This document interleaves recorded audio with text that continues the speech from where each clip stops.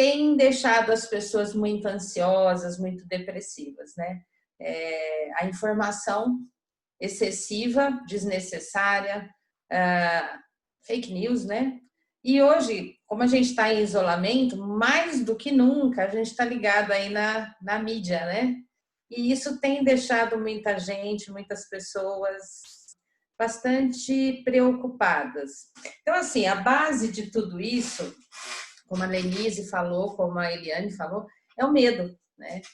O que fazer com esse medo, o que esse medo pode trazer para a gente, quais são as consequências dele, como é que a gente pode saber se é um medo normal ou um medo anormal, e partir disso para se cuidar, né?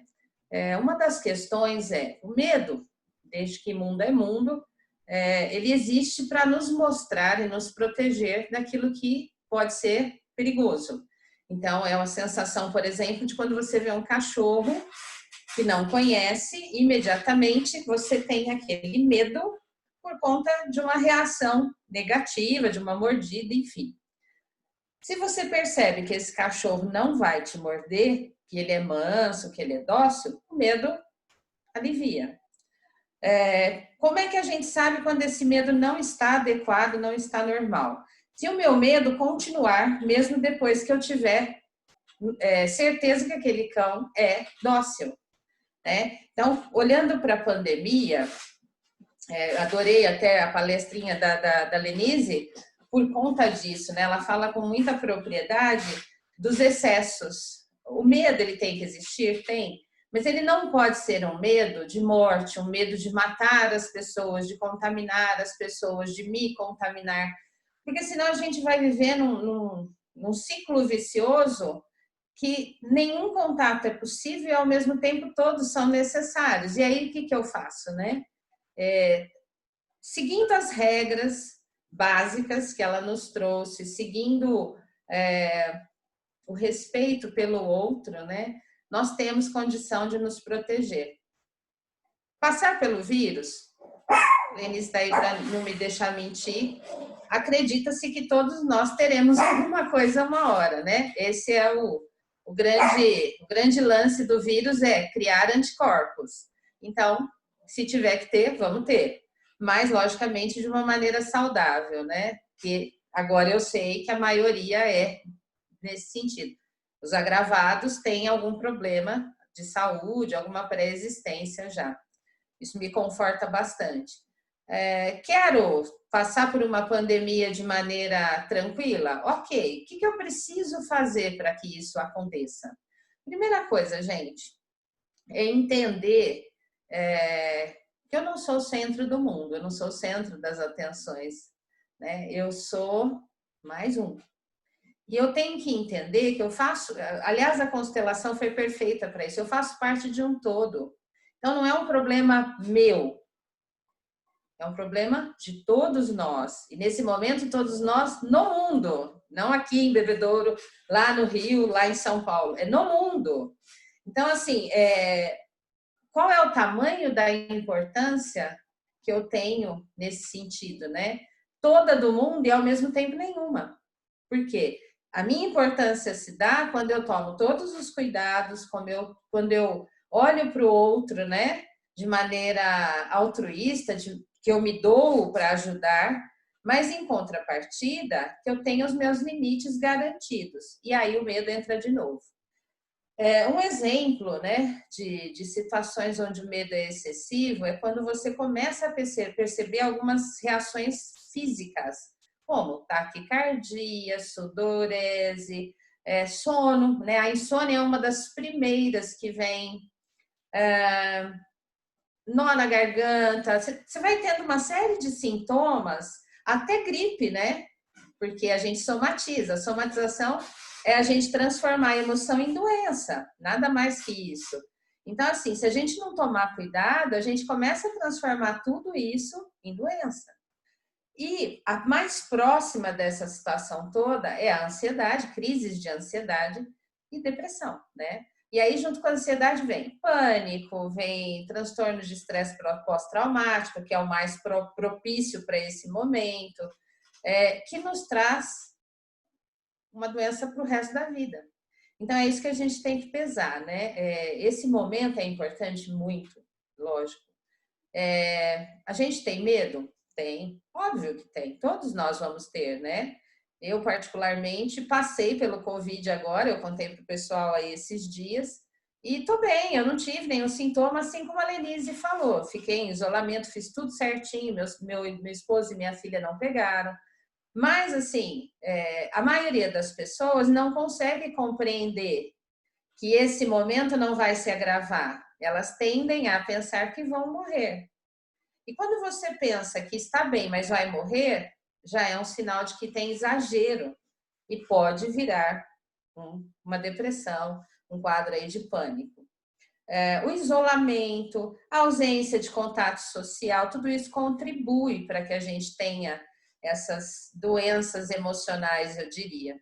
Então, assim, o cuidado ele tem que vir 100% da gente, não tem como a gente esperar que o outro faça por nós, né? E também percebo muito isso, as pessoas estão muito dependentes das outras, é de informação, é de cuidado, então eu preciso que alguém cuide de mim porque eu não sei o que fazer. Então para, centra, respira, respiração nesse momento é importantíssima.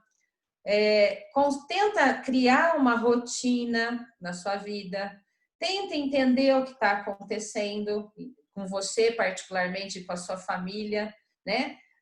Uma coisa que eu acho que esse vírus veio para nos ensinar é a voltar a valorizar a família, né? A nossa específica, porque a gente estava muito solto, muito ausente, né? Cada um tem o seu trabalho, cada um tem o seu celular, e às vezes a gente nem se fala dentro de casa. Com tudo isso, se a gente conseguir doutrinar a nossa relação consigo mesmo, a nossa vida diária, as nossas tarefas, além disso, né, as nossas preocupações, que é trabalho, dinheiro, doenças extra-pandemia, né? Às vezes nós temos aí uma mãe cardíaca ou um câncer na família, que já está aqui, gente. Então não mudou nada, já era, né? Então já existia essa preocupação. Nós não podemos abandonar ela para virar só para a pandemia. Nós temos que continuar olhando para ela e continuar dando a mesma importância. Mas e o contato, Ledir? Como é que você faz? Eu vou até depois pedir para a Lenise nos orientar. Mas eu acredito que o contato tem que restringir, logicamente, tem todos os cuidados que ela nos ensinou, mas ele não pode deixar de existir, porque aquela pessoa está num estado mais grave e mais sério do que o caos que está instalado à nossa volta, né? Uma outra coisa que eu acho importante é você ponderar a preocupação com relação a pegar essa doença, ou aos seus entes aqui pegar a doença. Por quê? Assim como eu tive, não passei para ninguém, me preocupei, logicamente, mas eu não criei disso um problema, né? Eu não deixei de conviver com os meus. Eu mantive máscara, higienização, ausência de comida junto, tudo separado, mas eu não deixei de me relacionar com eles. Porque eu acho que isso, para mim, foi importante. Isso cuidado, né? Cuidado emocional e mental. A gente precisa manter o convívio. E isso é um agravante também do lado de fora. A pessoa que está acostumada a ter círculo de amizades, que sai muito, que está sempre em churrasco, está sempre na balada, né? Na balada no sentido geral, não na noite, ela tem essa ausência. E o corte foi drástico, né? Não teve um aviso assim, olha, daqui a um mês, né? Foi amanhã fecha tudo e não sai mais ninguém. E agora, né? Como é que eu faço? Eu mesma, todo sábado de manhã, eu ia bater perna no centro. Vou ver loja, vou espairecer.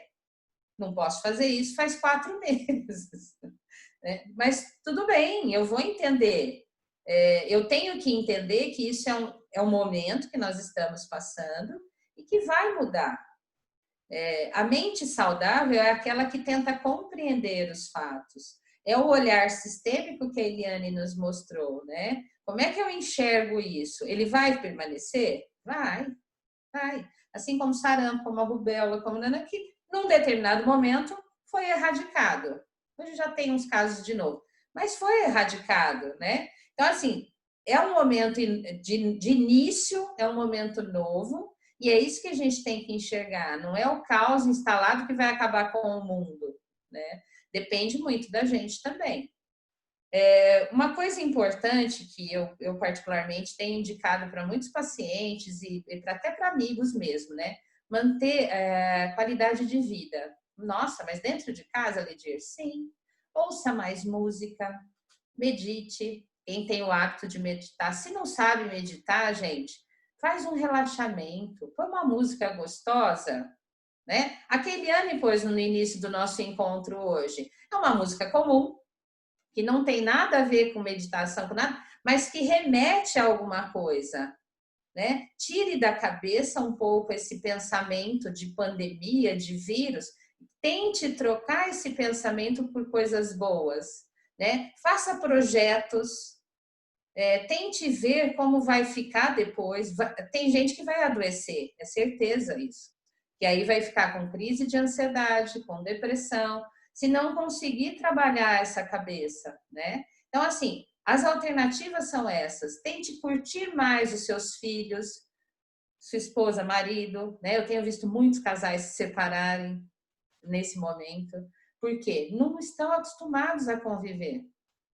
E aí, quando começa a conviver com os defeitos e as qualidades, os defeitos destacam sempre, né?